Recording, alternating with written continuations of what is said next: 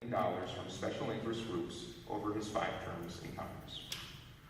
My commitment to you is that I will never put self-interest or the special interests ahead of you or ahead of my own principles and values. I want to prove that when regular people join together and work hard, we can accomplish anything, including defeating an entrenched career politician funded by the moneyed special interests in Washington. And if we do that, I promise I will be allowed, chose not to or couldn't vote in last year's election. Most of them chose not to. In the 2014 election, 64% didn't vote. The worst midterm election turnout in 70 years. A shocking number. There are a lot of reasons why eligible voters are choosing not to vote, of course.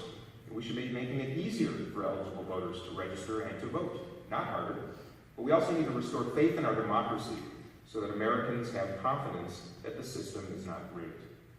And that starts with campaign finance reform, but it should also involve electoral reforms, starting with redistricting. The Redistricting Reform Act of 2017, sponsored by Congresswoman Zoe Lofgren of California, would require states to establish independent, multi-party citizen redistricting commissions that would set strict eligibility standards to prevent conflicts of interest amongst their members. All too often, partisan legislators and governors work together to draw maps intended to give their party an advantage in elections by creating fewer competitive districts and maximizing the number where their party is all but guaranteed to win. This leads to gerrymandered districts that group together communities with little in common, oftentimes diluting the electoral power of communities of color and other minority groups. As in other areas, states are already taking the lead on reform efforts, from California to Ohio. And we should follow their lead and ensure that state and congressional district lines are drawn fairly, transparently, and with the goal of increasing, not decreasing, the number of competitive seats around the country. Perhaps then we would see more elected officials working to represent the interests of the many and not the few, which would in turn inspire greater confidence in our democracy. Taken all together, I think these proposals, increasing transparency, leveling the playing field, reducing the influence of outside groups, draining the pool, and restoring both participation and trust in our democracy, would have a significant and positive impact on our country. We also need to ensure that there are no unintended consequences in passing one kind of reform over another. For example, if we lower individual contribution limits but don't cap expenditures and afford more people of average means the opportunity to participate, we will still see an imbalance of power. And if we limit the power of individual donors without also limiting the power of outside special interest groups, we run the risk of decreasing a candidate's ability to compete against that significant outside spending. I believe that the agenda that I have laid out is based on nonpartisan, common sense ideas that already have broad support from the general public. And when it comes to campaign finance reform, I'm not just talking the talk, I'm walking the walk. That's why I'm not accepting contributions from PACs, from federal lobbyists, or from any special interest group. Instead, I'm focused on building a grassroots campaign funded by contributions from people, individuals. And while we need to raise a lot of money, the money necessary to be competitive, I'm much more focused on the number of people contributing to my campaign than the amount raised. I'm running a campaign consistent with my principles. Because of this, I'm proud to say that End Citizens United, the country's foremost proponent of campaign finance reform, endorsed me last month. And once upon a time, my Republican opponent shared those very same principles. In 2001, Eric Paulson actually authored a bill prohibiting candidates from taking PAC money, saying, quote, "We must act to negate the very perception that special interest money controls the way our government is run." Bless you. In 2007, in kicking off his campaign for Congress, Representative Paulson said, quote, "It's not about catering to special interests, it's serving the common good." I'll give him the benefit of the doubt. I'm sure he believed that at the time. But increasingly, his record in Congress has been anything but serving the common good. I think it has something to do with the fact that he quickly go door to door in support of Congressman Paulson. What's more, I'm told that the CLF actually has a sign hanging in its campaign office that reads, "You can't buy this one, Dean," which should be the picture shown in the dictionary next to the definition of irony. Once again, the preponderance of groups like AAN and CLF can be traced directly back to the Citizens United decision. And unless that decision is overturned through a court case or a constitutional amendment, we are limited in our ability to eliminate them altogether. Still, there's a proposal that would get us a little bit closer to limiting or even eliminating the influence of outside groups, ending single candidate super PACs. These PACs are created with the sole purpose of supporting an individual candidate. We've seen them operating at the national level in recent presidential elections. I think they have 144 already set up for the next cycle, and they're pushing their way in the congressional races across the country. Like other groups in the post-Citizens United era, those super PACs can raise and spend unlimited amounts of money in elections. And while they technically can't coordinate with the candidate they were created to support, the lines are often blurred, further undermining the integrity of our campaign finance system. There are some proposals in Congress right now that would clamp down on the proliferation of such groups, which, by the way, currently benefit candidates from both parties. Perhaps that's why nothing has moved in Congress, and that is something we need to change. And that's number 3. The fourth component of my plan might sound familiar to you. It's time to drain the pool. I believe the vast majority of people who go to Congress do so with honorable intentions. But when they arrive in Washington, D.C., they instantly become part of a corruptive system that rewards money and influence and creates disincentives for those seeking to do something about it. As the money piles up, it becomes a force from which it is increasingly difficult to escape. President Trump talked about this often during his campaign, and at first I was hopeful. I was hopeful that it would be an area where he could actually show some real leadership in reforming our broken system. Of course, that did not last long, and the list of ways in which he has gone back on that pledge is too long to list in front of you. So it is up to Congress to do something, and if they don't, it is up to us to send people there who will. I believe the first thing we need to do is further close the so-called, quote, revolving door that exists between members of Congress and individuals working in federal government, and then cashing in on those connections and influence by taking lucrative lobbying jobs on the Hill. In fact, as an aside, I just read today that the pharmaceutical industry has 3 lobbyists, 3 for every single member of the U.S. Congress. They spent $240 million on those lobbyists just last year alone. And we wonder why we pay the highest prescription drug prices in the entire world. There are a number of proposals that would achieve this, including one from Pete DeFazio of Oregon. His bill would bar political appointees from lobbying for 5 years after serving in an administration, an increase from the current 2-year ban, and permanently bar any appointee from lobbying for a foreign government. In addition, we should close federal lobbying loopholes and tighten reporting requirements for all lobbyists. That's number 4. Finally, we need to restore faith in our democracy and elevate participation in our elections. I believe it is high time, to declare Election Day a national holiday. If Columbus Day qualifies, why shouldn't the day on which we exercise our precious and sacred right to vote qualify? By declaring Election Day a national holiday and perhaps moving it to a weekend as opposed to a work day, we would both elevate the importance of civic engagement and afford more Americans the opportunity to exercise their right to vote.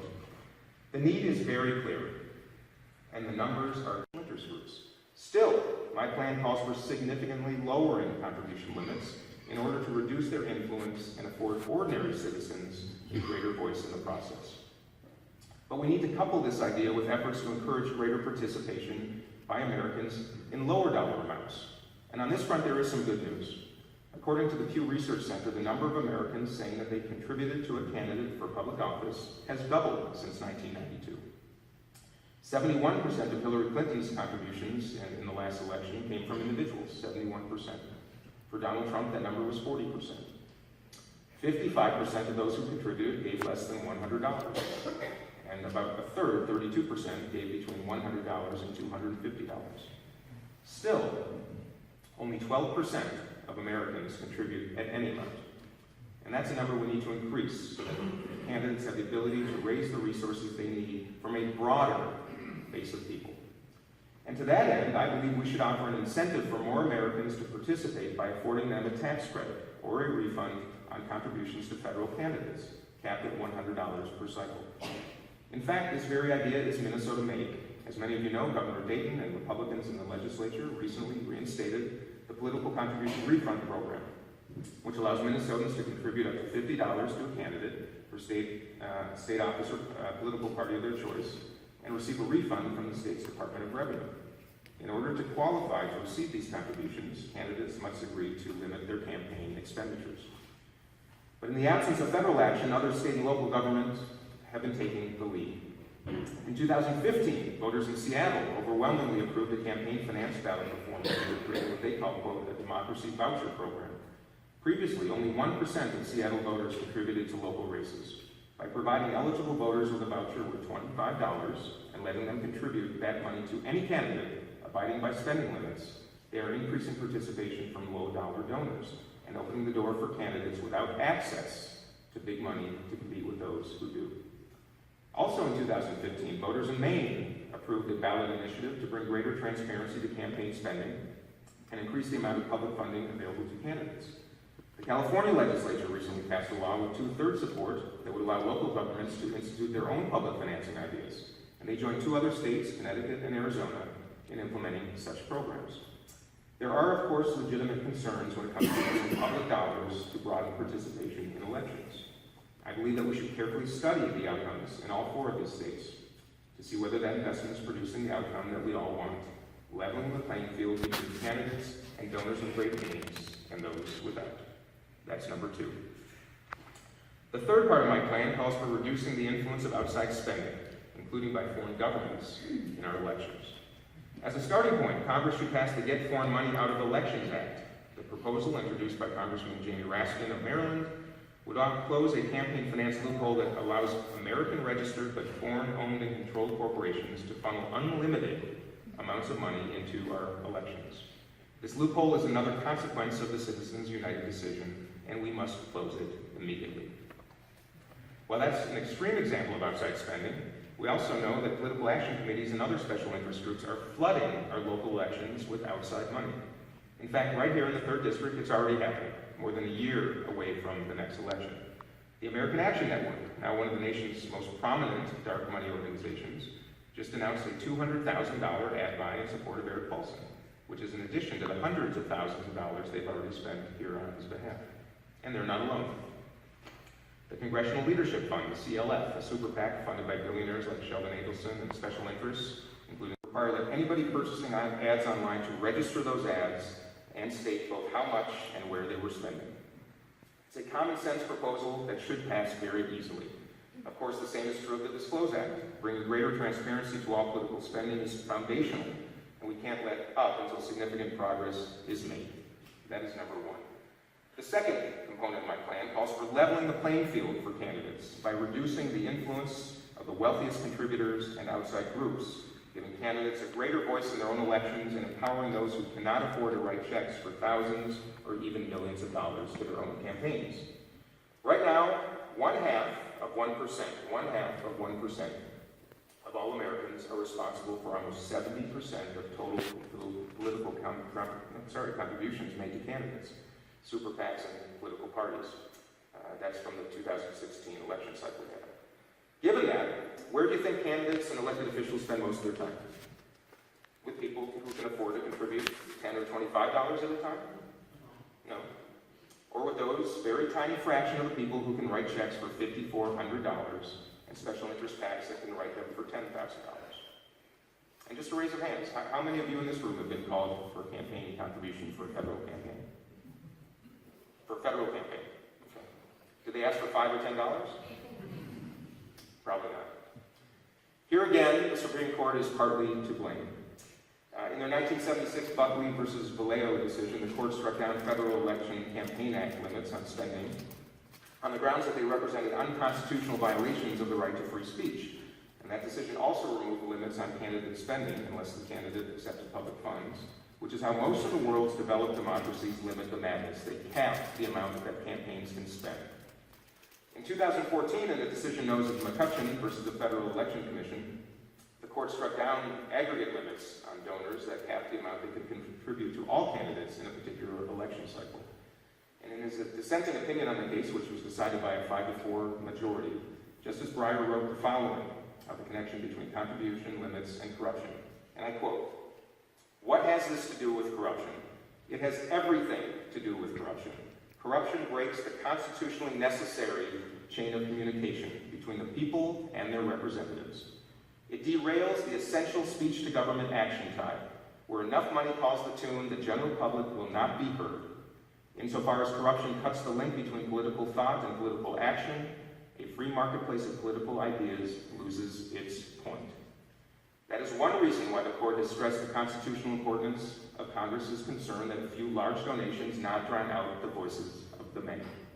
That is also why the court has used the phrases, quote, subversion of the political process, end quote, to describe circumstances in which elected officials are influenced to act contrary to their obligations of office by the prospect of financial gain to themselves or infusions of money into their campaigns. The appearance of corruption can make matters worse. It can lead the public to believe that its efforts to communicate with its representatives or to sway public opinion have little purpose. And a cynical public can lose interest in political participation altogether. Democracy, the court has often said, cannot work unless, quote, the people have faith in those who govern, end quote. And I say this is precisely why we need to address this problem through legislative action.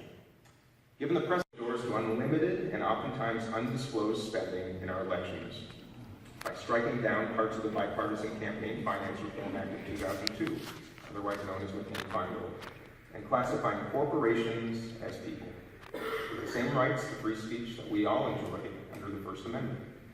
I'm sure that was very exciting for Eric Paulson because many of his best friends appear to be corporations. But for the rest of us, it simply accelerated the downward spiral of the corrupting influence of money in politics.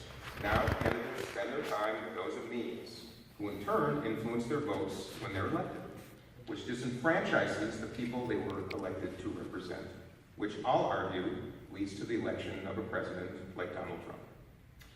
Perhaps that's why a recent poll showed that 78% of Americans disapprove of the Citizens United decision.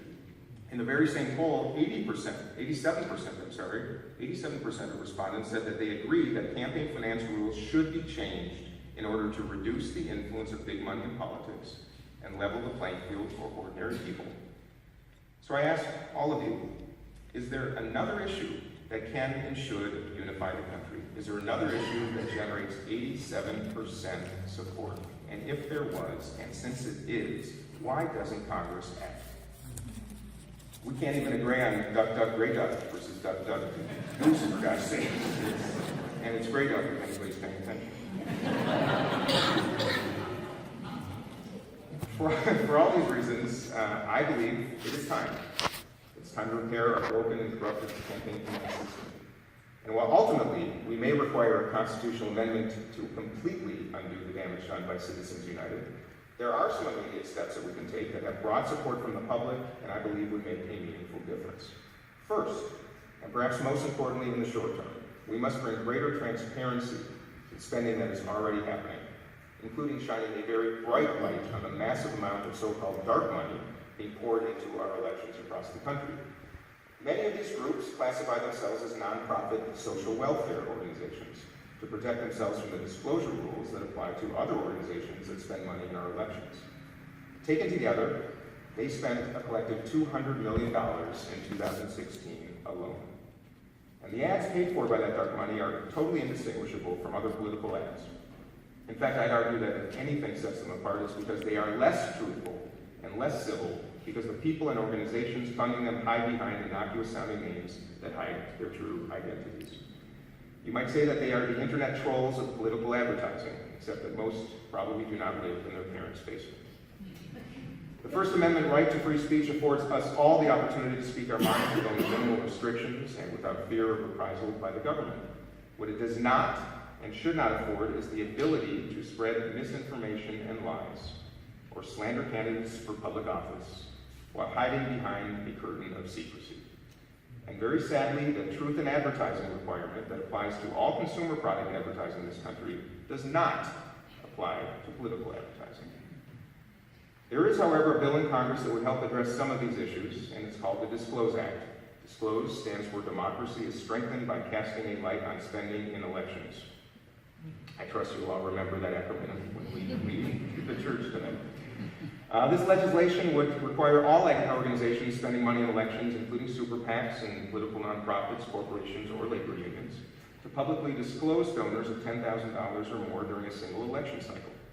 It would also require them to file a report with the FEC if they spend $10,000 or more on political advertising, and shuts down the ability of organizations to move money through other entities to avoid disclosure.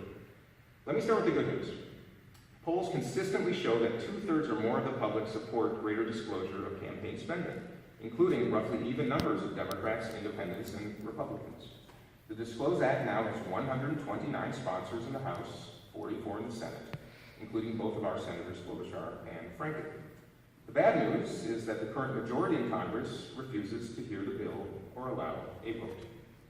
And I'll say it again. The current majority in Congress refuses to hear the bill or allow a vote. This, my friends, is why we need to start sending more courageous and principled people to Congress. One area where we may be able to make some bipartisan progress on disclosure in the meantime is modernizing our laws to apply the same disclosure requirements to online advertising as we already require for other forms of paid communications. The need for this especially became clear after last year's elections, as we learned recently that Russian operatives purchased as many as 3,000 ads on Facebook in order to influence the outcome of that election. Now Facebook is saying that as many as 10 million Americans, 10 million, saw those ads. Our very own Senator Klobuchar is taking the lead on a proposal that would prevent this from happening again. Her latest unpopular is in Congress. Why, you might ask, a reasonable question, and the answer is quite simple: self-interest. For members of the House, the next election starts the very next day after your last one, and in order to raise the money you need, go to those who have the very most of it, the wealthy individuals and deep-pocketed special interest groups. And as someone who's experienced both sides of our system, many years as a donor to candidates for elected office, and now as a candidate myself, I am uniquely qualified to address this problem. And I'll make myself very clear. It is even more grotesque than I had feared. The pressure placed on candidates and members of Congress to spend their time raising money is immense and relentless. Both major parties expect their candidates to spend hours a day, sometimes 40 hours a week, sitting in a room, calling people and special interests who have the ability to write big checks. Nothing is a higher priority than that, is what they tell me. So this is indeed an issue about money, but it's also an issue of time.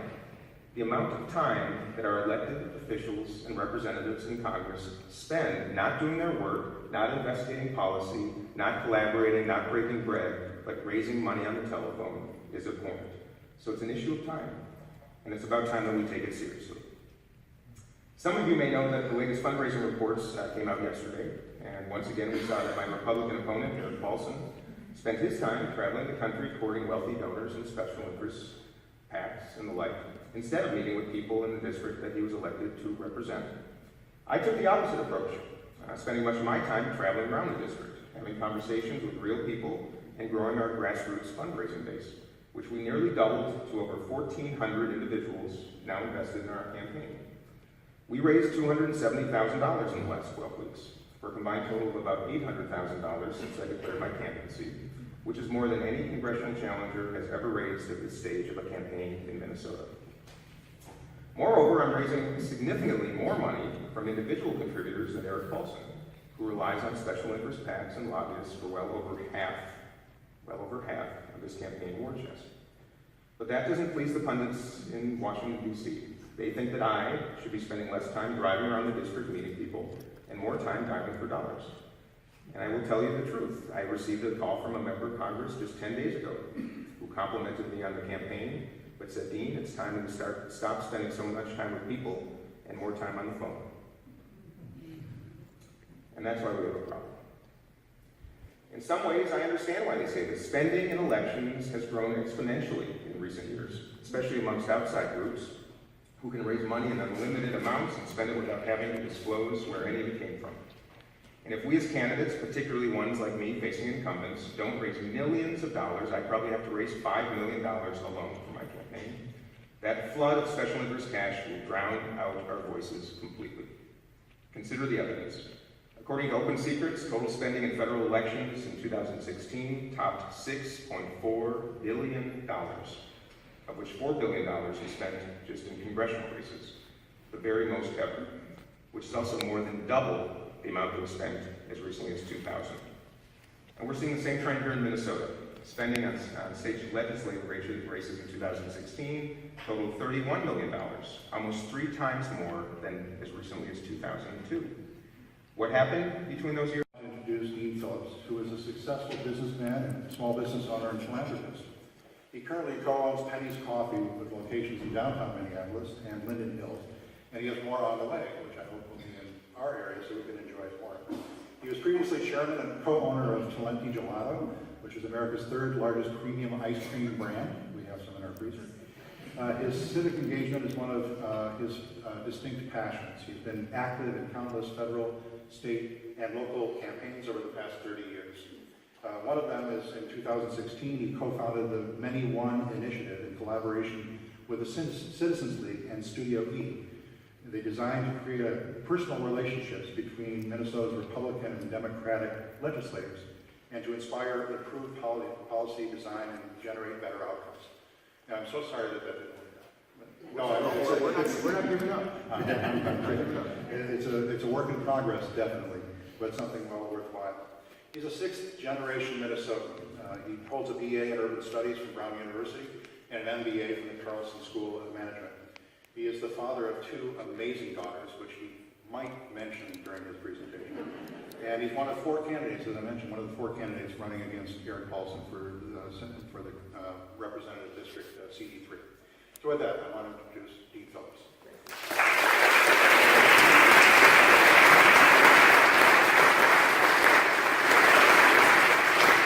Good evening, everybody. Thank you so much, Kelly, for that wonderful introduction to our host this evening. To all of you, to take time out of your evenings on a beautiful fall night to spend it with me means a lot to me.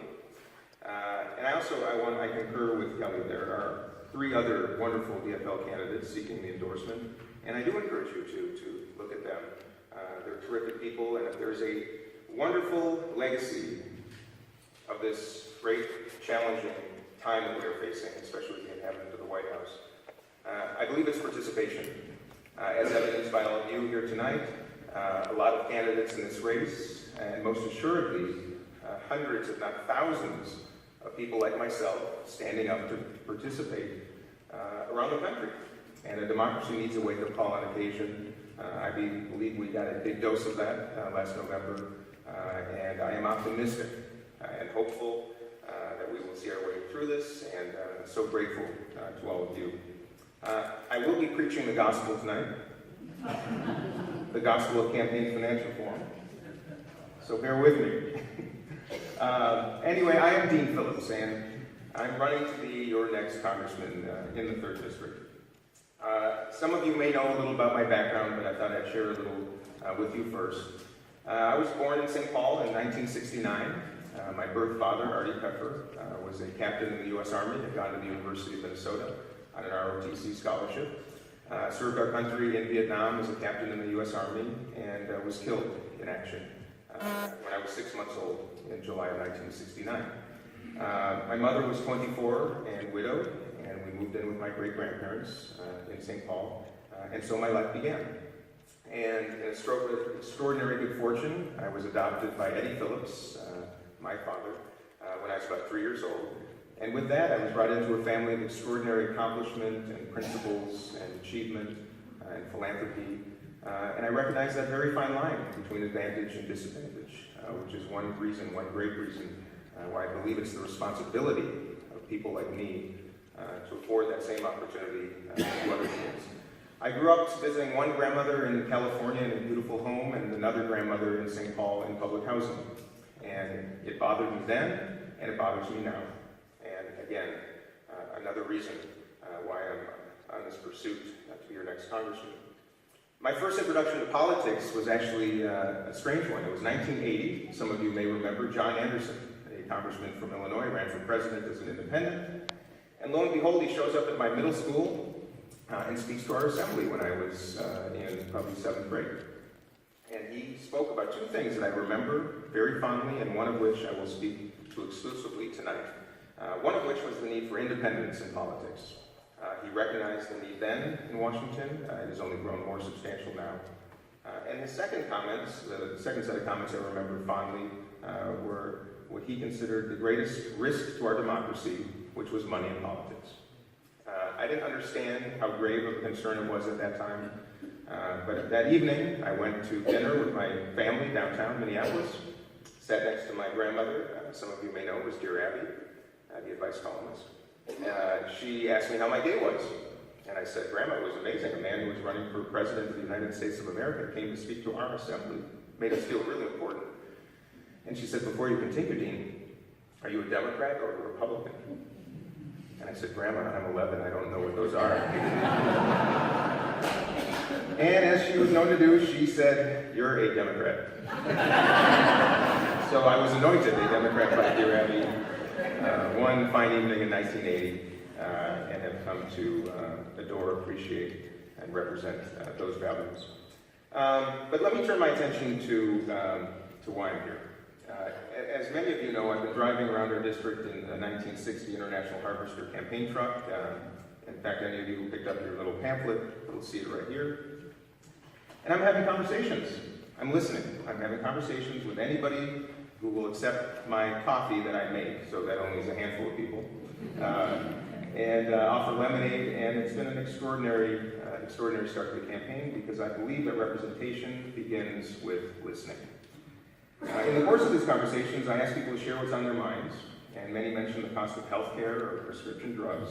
Many talk about the threat posed by climate change, certainly as evidenced by the devastating hurricanes, floods, and fires around our country right now.